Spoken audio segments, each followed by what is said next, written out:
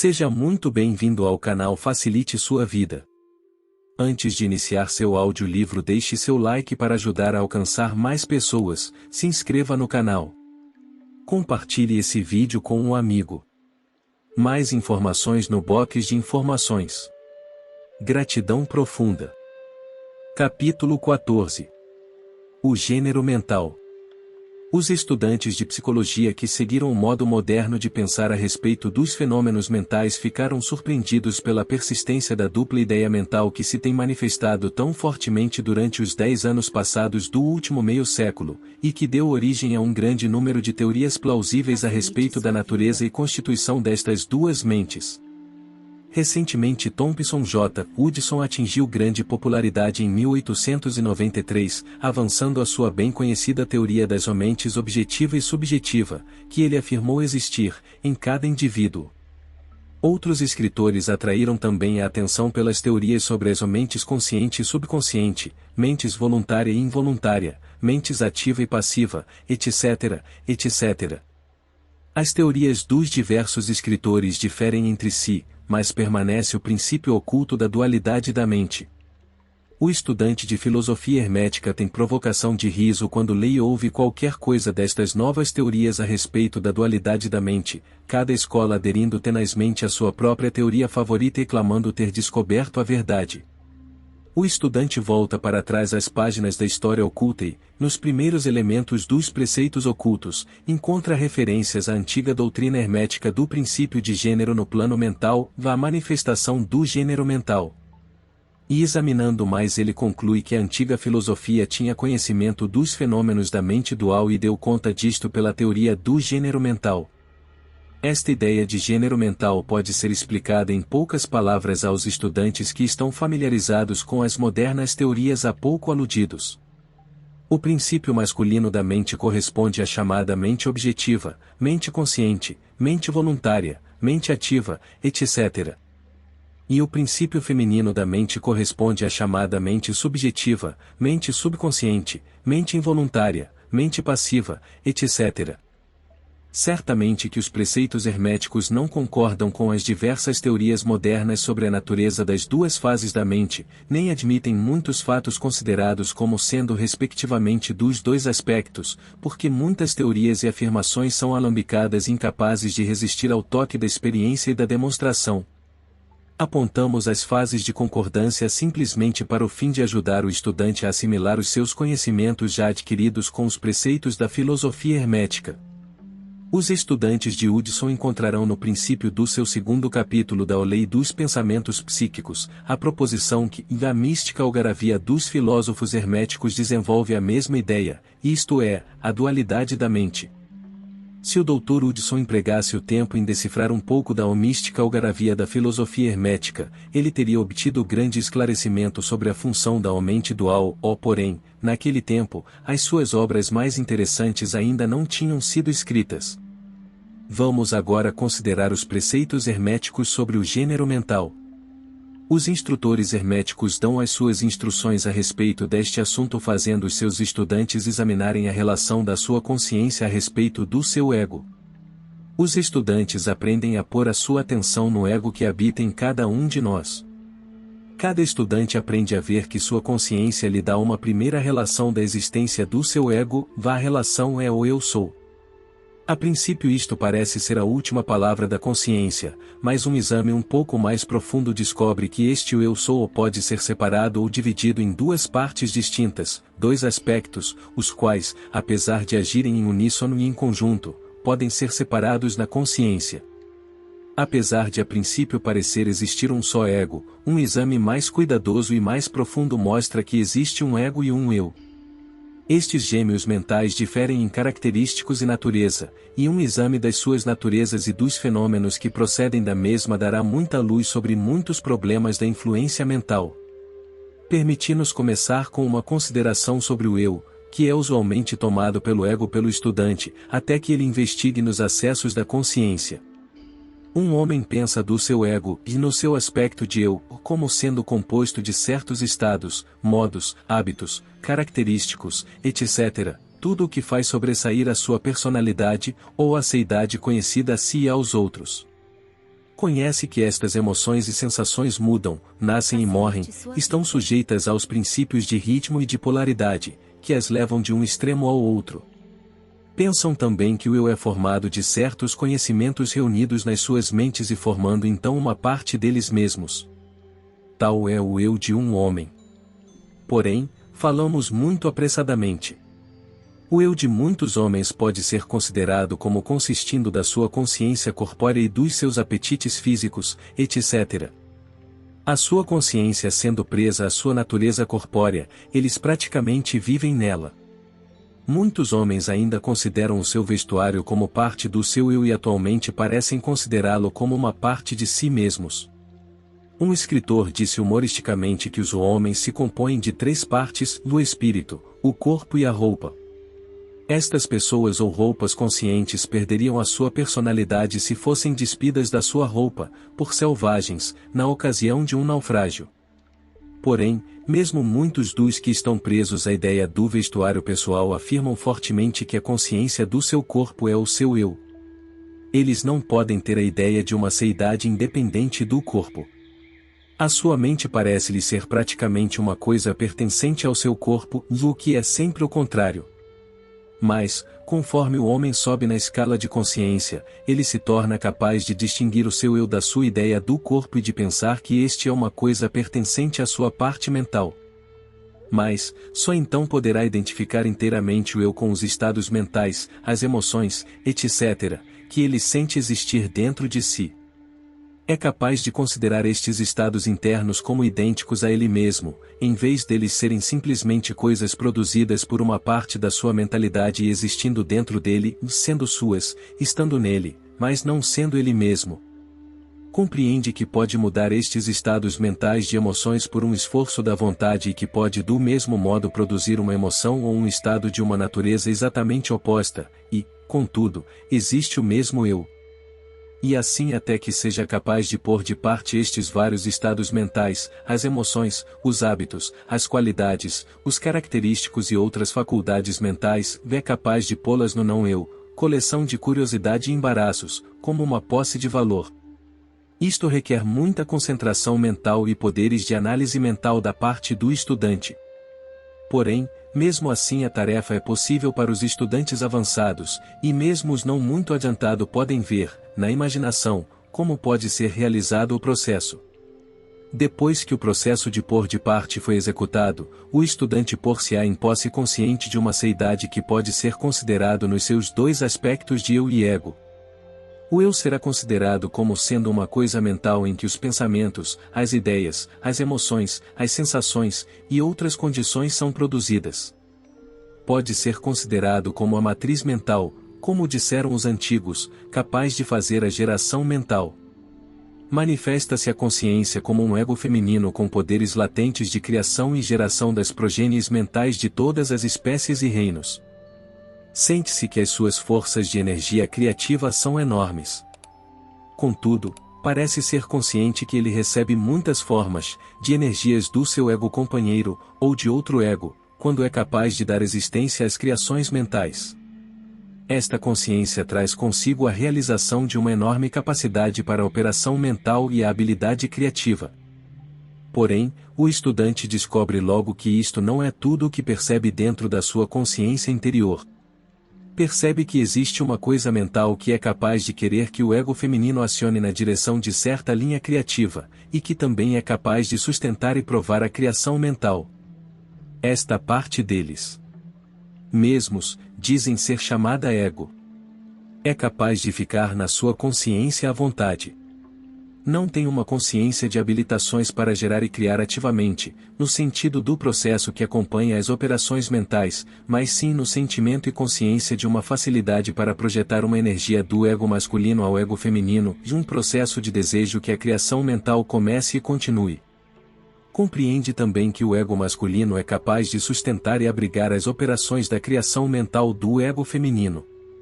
Na mente de cada pessoa existem estes 2 aspectos. O eu representa o princípio masculino de gênero e o ego representa o feminino. O ego representa o aspecto de existência, o eu o aspecto de estado. Deveis saber que o princípio de correspondência opera neste plano do mesmo modo que o faz no grande plano em que é feita a criação dos universos. Ambos são semelhantes, porém muito diferentes em grau. O que está em cima é como o que está embaixo, e o que está embaixo é como o que está em cima. Estes aspectos da mente e os princípios masculino e feminino e o ego e o eu, considerados em relação com os conhecimentos dos fenômenos mentais ou físicos, dão a chave mestra destas pouco conhecidas regiões da operação e manifestação mental. O princípio de gênero mental manifesta a verdade que se oculta debaixo do campo total dos fenômenos de influência mental, etc. A tendência do princípio feminino é sempre em receber impressões, ao passo que a tendência do princípio masculino é sempre em dá-las ou exprimi-las. O princípio feminino tem um campo de operação mais variado que o princípio masculino. O princípio feminino dirige a obra da geração de novos pensamentos, conceitos, ideias, incluindo a obra da imaginação. O princípio masculino contenta-se com a obra da vontade, nas suas várias fases.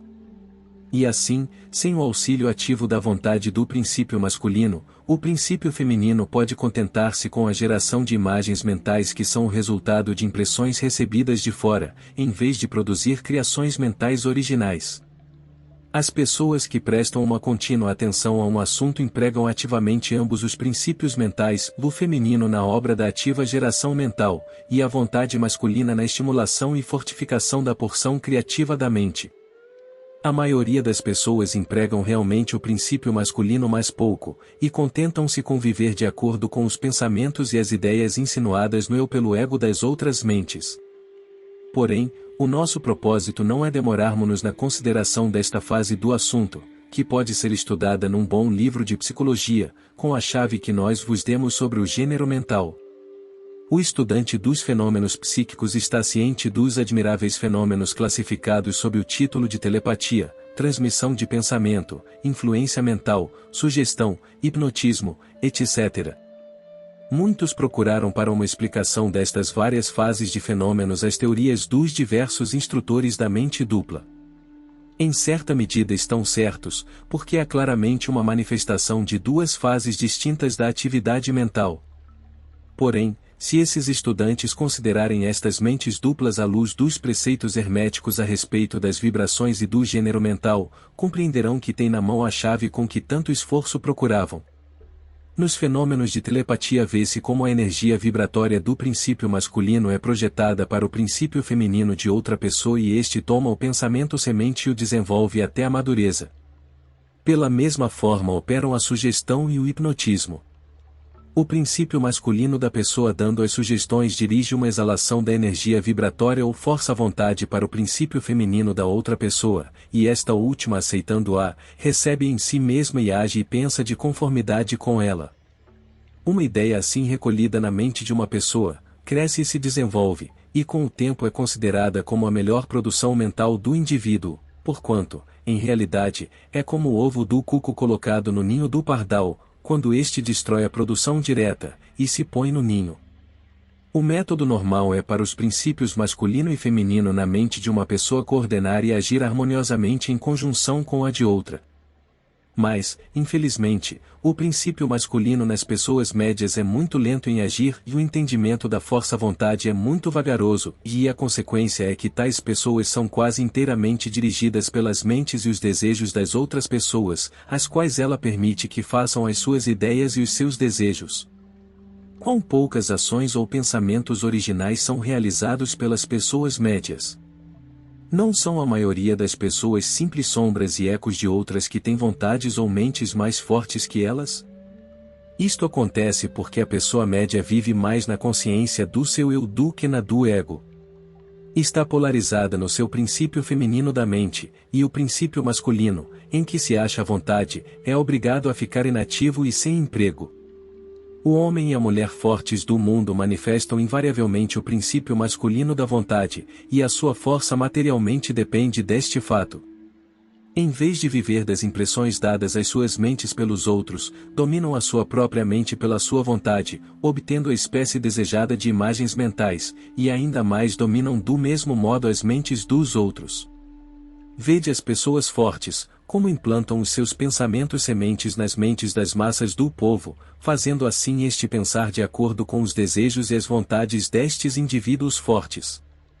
Isto é porque as massas do povo são como que criaturas carneiros, não dando origem a uma ideia própria e não empregando as suas próprias forças de atividade mental. A manifestação do gênero mental pode ser observada ao redor de nós todos os dias da vida. As pessoas magnéticas são as que podem empregar o princípio masculino com o fim de imprimir as suas ideias nos outros. O ator que faz o povo chorar ou rir como quer, o faz empregando este princípio. E assim é sucessivamente o orador, o político, o pregador, o escritor ou qualquer pessoa que tenha a atenção do público. A influência particular exercida por algumas pessoas sobre outras é devida à manifestação do gênero mental, na direção da linha vibratória acima indicada. Neste princípio acha-se oculto o segredo do magnetismo pessoal, da influência pessoal, da fascinação, etc., assim como os fenômenos geralmente agrupados sob o nome de hipnotismo. O estudante que familiarizou-se com os fenômenos geralmente chamados psíquicos, poderá descobrir a importante parte tomada nos ditos fenômenos por esta força que a ciência denominou sugestão, termo pelo qual se quer significar o processo ou método pelo qual uma ideia é transmitida à mente de outro, fazendo a segunda mente agir de acordo com ela. Uma exata compreensão da sugestão é necessária para se compreender com inteligência os variados fenômenos psíquicos que a sugestão encobre. Porém, o conhecimento da vibração e do gênero mental é ainda mais necessário para o estudante da sugestão. Porque todo o princípio da sugestão depende do princípio de gênero mental e de vibração. É costume dos escritores e instrutores da sugestão explicar que é a mente objetiva ou voluntária que faz a impressão mental, ou sugestão na mente subjetiva ou involuntária. Porém, não descrevem o processo ou não nos dão uma analogia na natureza pela qual possamos compreender melhor a ideia. Mas, se quiserdes raciocinar sobre o assunto à luz dos preceitos herméticos, sereis capaz de ver que o fortalecimento do princípio feminino pela energia vibratória do princípio masculino está em concordância com as leis universais da natureza, e que o universo natural oferece inúmeras analogias pelas quais o princípio pode ser compreendido. Com efeito, os preceitos herméticos mostram que a verdadeira criação do universo segue a mesma lei, e que em todas as manifestações criativas, nos planos espiritual, mental e psíquico, está sempre em operação o princípio de gênero, de manifestação dos princípios masculino e feminino. O que está em cima é como o que está embaixo, e o que está embaixo é como o que está em cima. E mais ainda, quando se compreende o princípio de gênero mental, os variados fenômenos de psicologia tornam-se imediatamente adaptáveis a uma classificação e estudo inteligente, em vez de serem muito obscuros. O princípio se realiza na prática, porque é baseado nas imutáveis leis universais da vida. Não entraremos em extensa discussão ou descrição dos variados fenômenos da influência mental ou atividade psíquica. Existem muitos livros bons, escritos e publicados sobre este assunto nos últimos anos. Os principais fatos dados nesses vários livros são corretos, apesar dos escritores intentarem explicar os fenômenos por diversas teorias que lhes são favoritas. O estudante pode instruir a si próprio nestas matérias, e empregando a teoria do gênero mental será capaz de pôr em ordem no caos das teorias e doutrinas contrárias, e poderá tornar-se mestre no assunto se for inclinado a ele. O fim desta obra não é dar uma extensa relação dos fenômenos psíquicos, mas sim dar ao estudante uma chave mestra com a qual possa abrir as diversas portas que conduzem às partes do templo do conhecimento que ele quiser explorar.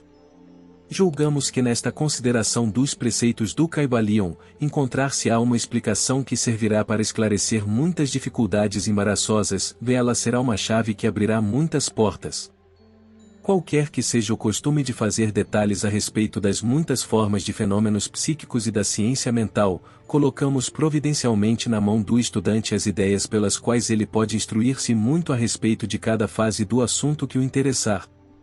Com o auxílio do Kybalion pode-se fazer uma livraria oculta, a velha luz do Egito iluminando as páginas e os assuntos obscuros. Este é o fim deste livro. Não queremos expor uma nova filosofia, mas sim fornecer o bosquejo de um grande preceito do mundo antigo, que poderá esclarecer as doutrinas de outros, que servirá de grande reconciliador das diferentes teorias e doutrinas opostas.